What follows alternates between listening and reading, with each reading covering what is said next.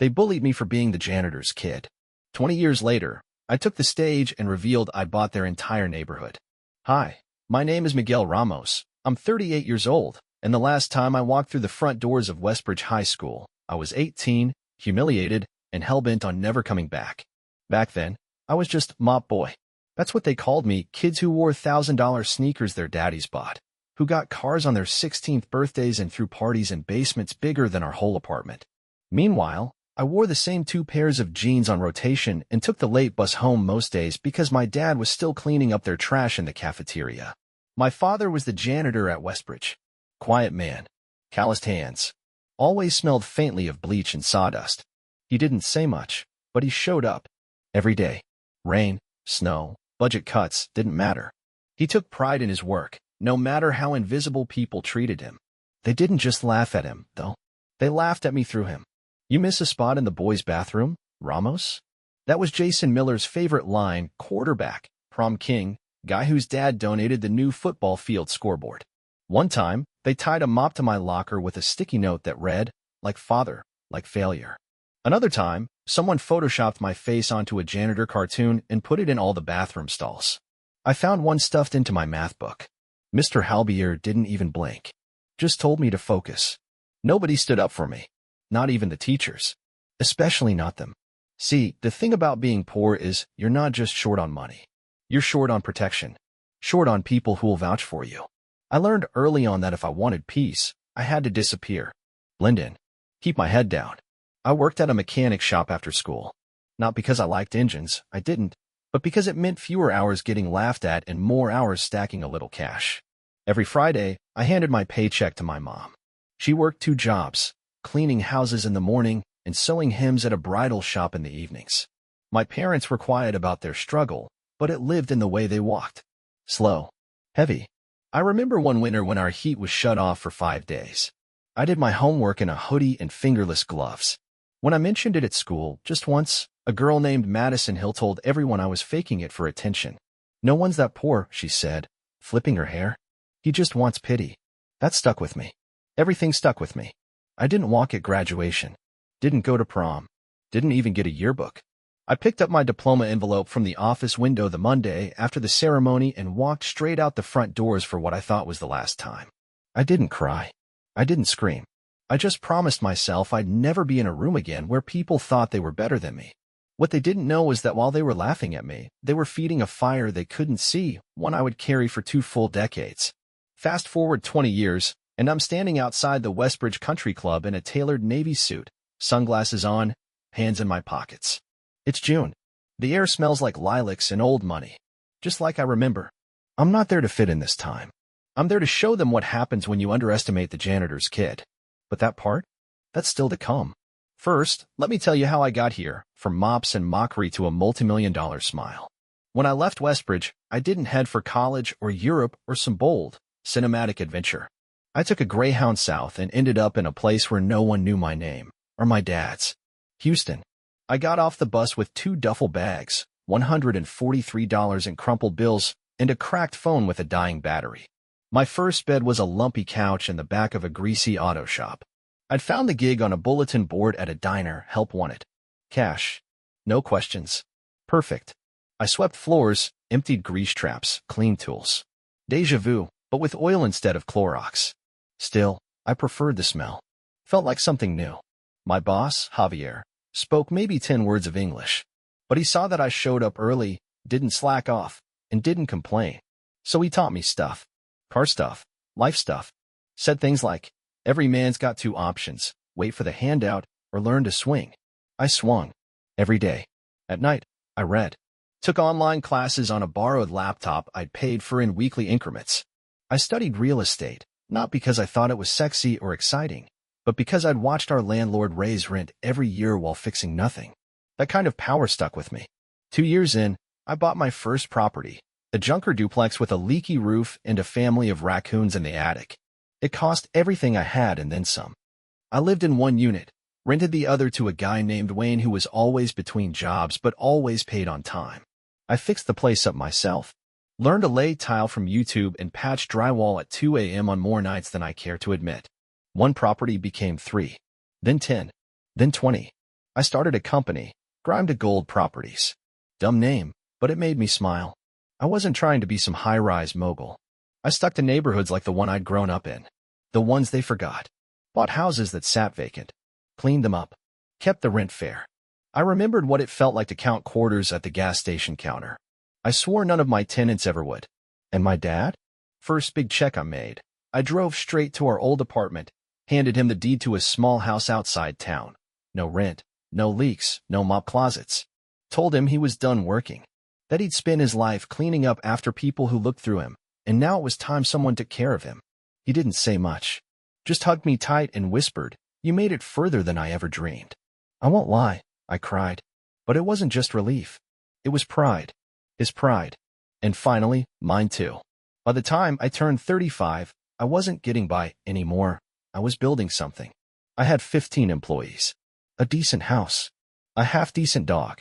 And the first time someone called me sir, I actually looked behind me to see who they meant. That's when the email came. Subject: Westbridge High Class of 2005 Reunion. I almost deleted it. But curiosity won. I clicked. The venue? Westbridge Country Club. The date? 2 months away. And the guest speaker slot? To be announced. Funny how the universe opens a door just wide enough. I sent a short reply to the event coordinator, some overly perky woman who had no idea who I was. I offered to sponsor the whole event. Told her I'd even take care of dinner, drinks, and decor. She was thrilled. "How generous of you, Mr. Ramos," she gushed in an email with 3 exclamation points. "I can't wait to introduce you to the old gang." Old gang. Right. What sealed it, though? I got wind that Jason Miller, yes, that Jason, still lived in Westbridge. He sold insurance. Drove a leased Audi. Lived in the same cookie-cutter suburb as half the old class. And that suburb? Let's just say it had recently gone up for private investment. Guess who won the bid? Yep. I didn't just say yes to the reunion. I bought their entire neighborhood. It took 20 years, but I was finally walking back into Westbridge. Not for revenge. For closure. For the kid who used to eat lunch behind the gym so he wouldn't be seen. The keynote speaker? He had something to say. The morning of the reunion, I shaved twice, once to look sharp, once to remind myself I wasn't that kid anymore. I stood in front of the mirror in my hotel room, adjusting the cufflinks my wife got me when I landed my first 7-figure property deal. She always said I looked best when I was nervous. I wasn't nervous. Not really. But I was bracing. I pulled up to Westbridge Country Club in a black Escalade with the windows down, sun catching the shine of my shoes. The valet didn't even ask my name, just opened my door and nodded. "Welcome, sir." Funny. 20 years ago, I wasn't even allowed past the gate unless I was holding a bucket of cleaning supplies for my dad. No? I owned the land the valet was standing on. I stepped inside. Same chandelier. Same fake marble floors. Same faint smell of gardenias and money. But this time, I walked with my shoulders back. The banquet room buzzed with the hum of reconnecting voices. Laughter. Nostalgia. Thick in the air. I saw faces I recognized immediately, though some had sagged, others puffed up. People I'd spent years avoiding were now excitedly reuniting over shrimp cocktail. And when I entered, they looked. Not like they used to. Not through me. At me. Some with squints of confusion, others with cautious curiosity. I gave a nod here, a polite smile there. But I didn't go around shaking hands. I didn't need to. They'd find me soon enough. Jason Miller was already 3 drinks in when I spotted him. Still had that quarterback strut, but there was a little more belly behind the belt now. When he saw me, his brows knit, like his brain was playing catch-up with his memory. "Miguel," he said, voice tilted with disbelief. "No sh*T. Miguel Ramos?" I smiled. "Hey, Jason. Damn, man. Didn't recognize you." He gave me one of those bro hugs that never quite lands. "What VE you been up to? You look successful." I almost laughed. "I've been busy," I said. "Property work." "Oh yeah? Like real estate?" "Something like that." Before he could dig deeper, the event organizer tapped her champagne glass and called everyone's attention. "Everyone." She beamed. "It is such an honor to welcome you all back for our 20-year reunion. And tonight, we have a very special guest, someone from our own class, who's made an incredible mark in the world of business and who generously sponsored this entire evening." Heads turned. She gestured to me. "Please welcome our keynote speaker, Mr. Miguel Ramos." Silence. Like someone hit mute on the whole room. Then, slow claps. Uncertain. Awkward. I walked to the stage. Took the mic, paused. I scanned the crowd. There they were, the girls who once giggled when I walked past. The guys who high-fived each other after calling me bucket boy. My old chemistry teacher who once told me maybe blue collar was more your lane. I let it all settle. Then I spoke. 20 years ago, I walked these halls with dirt on my shoes. Not because I played football. Because my dad mopped those floors. And I was the kid you laughed at for it. The room tensed. But what you didn't realize was that every laugh, every joke, every time you taped a mop to my locker or called me a charity case, you were giving me something. I looked directly at Jason. Fuel. Someone in the back cleared their throat. A fork clinked against a plate. I continued, steady. When I left Westbridge, I didn't have a trust fund or connections. But I had grit. I worked. I built. I invested. And funny enough, I recently bought out a portfolio that includes several properties right here in Westbridge. I paused, including Willow Heights. Murmurs. A woman's voice whispered sharply, "That's our subdivision." "Yep," I said, letting the moment hang.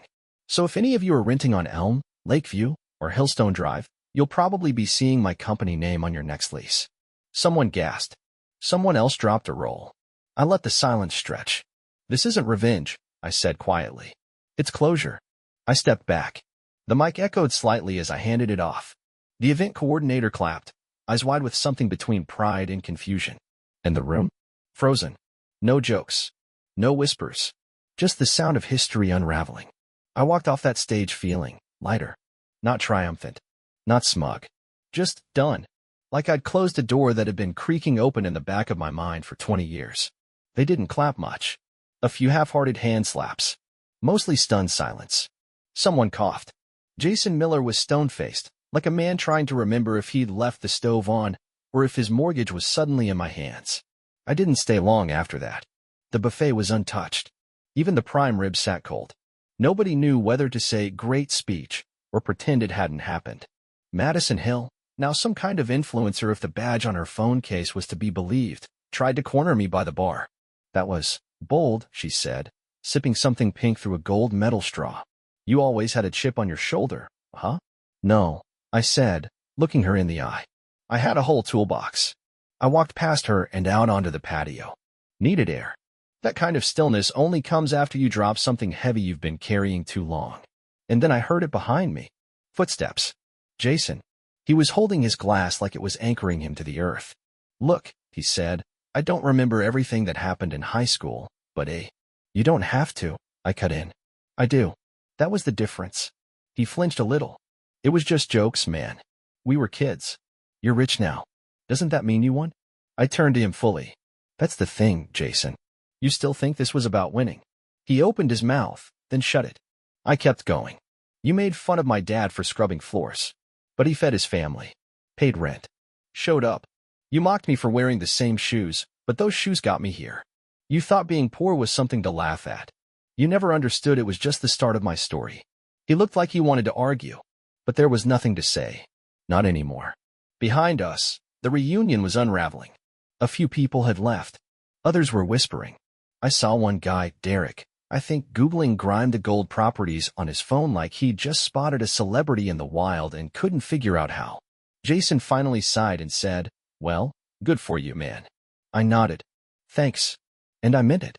Because for the first time in my life, I wasn't carrying his opinion anymore. As I walked back to the valet, I heard someone call my name, Mrs. Kearns, my old English teacher. She was smaller than I remembered, but her voice hadn't changed. "I always knew you had something," she said, her smile warm. "They didn't see it, but I did." I smiled back. "That makes one of us." She laughed, touched my shoulder, and said something that stuck with me. Sometimes the best revenge is just surviving long enough to be seen. I tipped the valet, slid into the driver's seat, and took one last look at the country club through the rearview mirror. The lights shimmered. The night hummed with crickets and closure. I didn't drive home right away. Took the long route out of Westbridge. Past the football field. The gas station. The high school. It looked smaller now. Or maybe I'd just grown. I rolled down the window and let the warm air hit my face. No music. Just me and the road. I don't know what's going to happen to Jason or Madison or the people who used to turn their backs when I walked by. But I know who I am now. I'm not the janitor's kid. I'm not the joke. I'm not the nobody in the thrift store blazer. I'm the man who built something they can't take away. And for the first time in my life, I don't need to be seen by them anymore. The silence after my speech did not feel like victory. It felt like an impact, not a standing ovation, not cheers. Just 117 people staring at me like someone had dragged the past out into the light and nailed it to the wall. I stepped off the stage and walked back through the tables, slow, steady, and it was like I parted the Red Sea of old classmates and designer nostalgia. Jason Miller stared at his glass like it had betrayed him. Madison Hill wouldn't meet my eyes. Someone whispered, "Holy crap," under their breath. Then came the whispers. Did you know he was doing that well? Wait, he owns Willow Heights? One guy near the shrimp cocktail table pulled up Zillow and started scrolling, pale. I didn't stop. I did not speak. Until I reached the far side of the room. Until the real finale. There was a screen behind the podium. Decorative, supposedly. Meant for slideshows of awkward teenage photos. But I prepared something different. I grabbed the mic again, cleared my throat once, and tapped the screen remote in my pocket. A slideshow began. But not baby pictures. Maps. Documents. Deeds. Some of you still look confused, I said calmly. So let me be clear. When I said I bought your neighborhood, I meant I bought the company that owns the land underneath it. Jason's face went slack. That's right, I said. Willow Heights, Lakeview Glen, Crest Park Terrace. All were part of a struggling real estate trust. The trust filed for dissolution last year. I bought the pieces. All of them. I clicked again. An image of a letter popped up. Starting next month, your HOA dues? They come to me. And with that comes full zoning rights, including redevelopment authority. The room exploded. No way, someone muttered. Is that legal? Jason stood up suddenly, red-faced. You can't do that. I can, I said. And I already filed. Madison shoved back her chair. You're evicting people? No, I said, tilting my head. I'm offering buyouts. Very generous ones, actually. Everyone will land on their feet. But the cul-de-sac where you all used to throw parties I wasn't invited to? That'll be the parking lot of a brand new mixed-use commercial center. Ground breaks in spring. The tension snapped like a power line. One guy yelled something. Another knocked over a glass. Madison stormed out in tears. Jason's wife, someone I vaguely remembered from homeroom, gave me a look I couldn't quite name. Maybe. Respect? Then Jason shoved past a waiter and walked up to me, fist clenched. You did all this just to spite us? No, I said. I did all this to survive you. The spite. I leaned in, low enough that only he could hear. That's free. He stared at me. His hands twitched once. Then he turned and left. By the time I returned to the bar, half the room was clearing out. No toasts. No slideshow. No reunion magic. Just a lot of people realizing the kid they'd written off came back with a pin, and their names were already on the contract. The event coordinator found me near the exit, wide-eyed. I had no idea. You were never supposed to, I said. But thank you for the mic. Outside, the valet brought up my car. But before I stepped in, I heard a voice behind me. Mr. Ramos? It was a younger guy, maybe late 20s. Dress shirt too big, tie slightly crooked. I didn't recognize him. I'm Jacob, he said. Class of 2012. I was kind of the Miguel of my year, I guess. He paused, searching my face. Thank you for doing what you did. I looked at him for a moment, then held out my card. Call me if you ever need a job, I said. We could use another survivor. His smile cracked something open in me. Not revenge. Legacy. I got into the car and shut the door. For the first time in 20 years, I didn't feel like I'd escaped Westbridge. I felt like I owned it.